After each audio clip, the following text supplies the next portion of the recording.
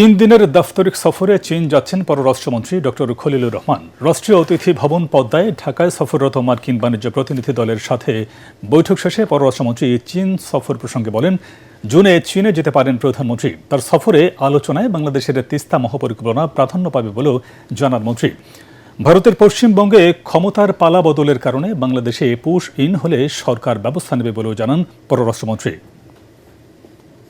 এবং এই সফরে আমরা আমাদের দুই দেশের সম্পর্ককে আরও দ্রুত এবং আরও গভীর এবং ব্যক্ত করার বিষয়ে বিস্তারিত আলোচনা করব। অবশ্যই তিস্তার কথা হবে, অবশ্যই।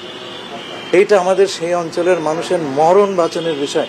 মাননীয় প্রধানমন্ত্রীর অঙ্গীকার সেই অঞ্চলের সমস্যার সুরাহা করার, এবং এটা আমাদের সরকারের অঙ্গীকার। এই অঙ্গীকার আমরা পূরণ করব এবং চীন সফরে এই বিষয়টা আমরা নিশ্চয়ই আলোচনা করব।